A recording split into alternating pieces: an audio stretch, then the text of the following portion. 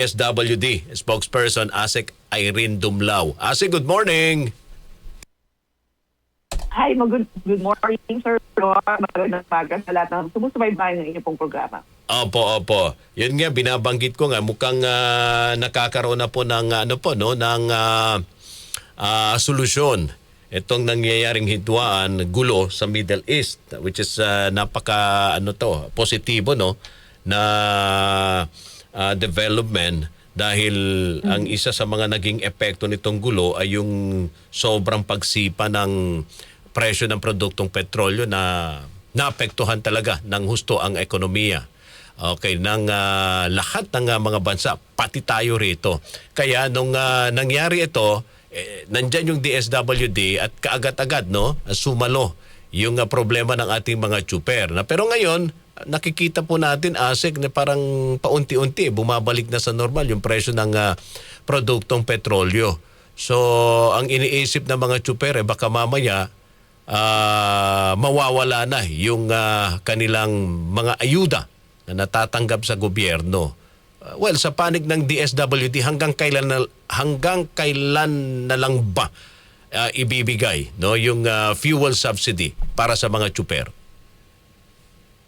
Rod, linawin ko lamang po, ang provide ng DSWD ay cash relief assistance. Cash, okay. Opo. So, cash relief assistance mula po sa assistance to individuals in crisis situations, pagkapantingin po sa mga tsuper na apektado ng energy emergency ay in crisis situation. Mm-hmm. Ngayon, batay po doon sa aming pong pinakahuling monitoring, nasa mahigit 1.7 million drivers na po yung na-assist ng ating pong ahensya. That's nationwide, and more than 8.7 billion pesos have already been distributed. Dun sa tanong kung hanggang kailan po tayo mag-a-assist, well, yung ating pong targets ay na-meet na po natin, and we're slowly closing na nga po yung distribution ng cash relief assistance. Yung pong mga nagpapatuloy na payout activities sa ibang panig ng ating bansa ay mga na lang po, mga natitira dun sa mga nauna natin na distribution activities or payout activities. So tinatapos na lamang po natin and ensure na wala nga po sa mga tsuper na eligible ang mapag-iiwanan. Okay, opo. So, almost 100% na po ang distribution na ginawa ng DSWD. Buong bansa ito nationwide, ASEC. That's correct. Nationwide po iyan. Oho. So, pag ito ay natapos na, no, naibigay na ang lahat ng mga tsuper na naging beneficiaryo nitong ayuda from DSWD, yung cash assistance, wala na hong may expect pa muli na susunod na ayuda pa from DSWD.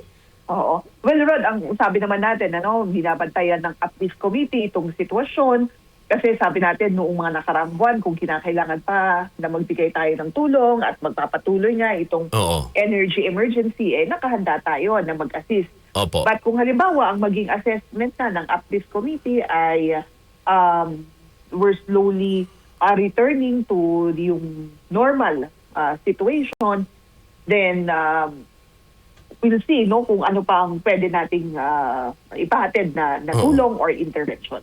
Pero But we leave it to the Uplift Committee to decide.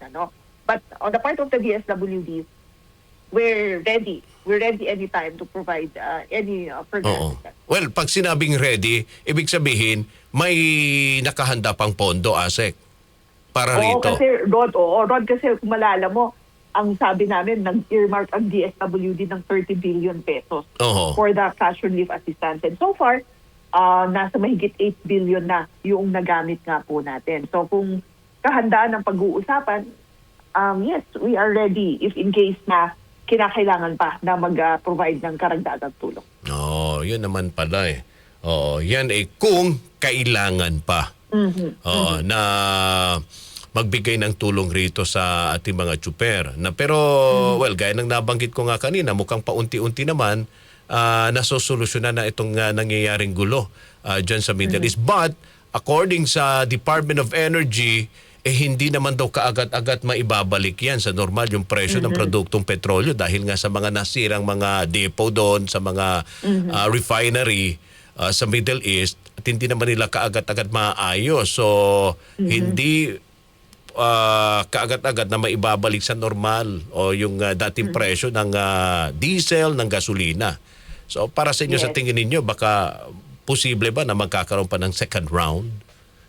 Ito, Rod, kaya linggo-linggo ay nag-uusap ang members ng Unified Package for Livelihood, Industry, Food and Transport. Kasi talagang tinitignan natin kung kinakailangan pa mag-provide ng suporta para dun sa mga affected and vulnerable sectors. Batay na rin sa assessment ng iba pang mga member agencies nitong Uplift Committee.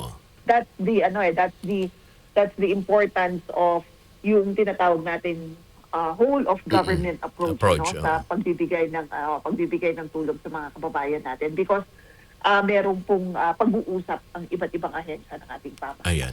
Well, doon sa sinasabi ninyo, ASEC, na almost 100% na ang na-distribute na ayuda sa ating mga tsuper sa buong bansa. Pati ba ito yung mga dati na nagrereklamo na hindi kasama yung kanilang mga pangalan, nakuha na rin nila yung mga ayuda? Yes, Rod. Oo. Kasama na yan dyan yung mga nagreklamo, lumapit sa ating mga help desk, na sinabi na hindi sila included doon sa list of drivers na nakakatanggap na po ng tulong. So kung babalikan natin, nung mga nakarang linggo, nung mga nakarang buwan, nagkaroon tayo ng mga special payout and special payout para, again, matiyak na wala pong maiiwanan doon sa mga drivers, and na-ensure natin na lahat po ng apektado ay nabibigyan na ng tulong, kasi yan po ang utos ng Pangulong Marcos Jr. sa DSWD. Tiyakin na natutulungan yung mga tsuper, particularly yung mga MC Taxi, MC Taxi, Service Delivery, TNVS, tricycle drivers at jeepney drivers. Wala pong maiwanan sa kanila. At yung mga suliranin nila, buntod nga po ng naging epekto ng energy emergency ay maibsan somehow. Opo. Okay. Hihingi na rin ako ng update, ASEC, sa pagbibigay naman ng tulong sa mga naapektuhan ng lindol sa Mindanao, lalo na sa sa Jensan at Sarangani Province, dahil hanggang ngayon patuloy pa ata silang nakakaranas ng mga aftershock. Kamusta na ho yung distribution ng relief goods? Yes, Rod, yung humanitarian assistance and disaster response operations ay nagpapatuloy without any delay. Yan po kasi ang utos ng Pangulong Marcos Jr. sa DSWD. Tiyakin na lahat ng nakapreposition na goods makarating dun sa mga pamilyang apektado, at walang pamilyang Pilipino sa Mindanao ang maiiwanan. As of 6 a.m. this morning, more than 223 million pesos worth of humanitarian assistance na po ang naipaabot natin. At included po dyan yung more than 303,000 family food packs na na-distribute. Gayun din po yung mga ready-to-eat food boxes, non-food items na naipamahagi na rin natin. And of course, yung assistance to individuals in crisis situations, particularly medical assistance and burial assistance para doon sa mga family members na may namatay po, bunsod nga nitong lindol, i-provide natin. I just also would like to add na dideploy natin ang ating mga mobile command centers, gayon din ang ating mga mobile kitchen para makapag-provide tayo ng hot meals dyan po sa mga evacuation centers. Alright. ASEC, maraming salamat sa update at mabuhay po kayo. Mabuhay ang DSWD. Maraming salamat, Rod, sa pagkakataong binahagi sa DSWD. Magandang umaga po.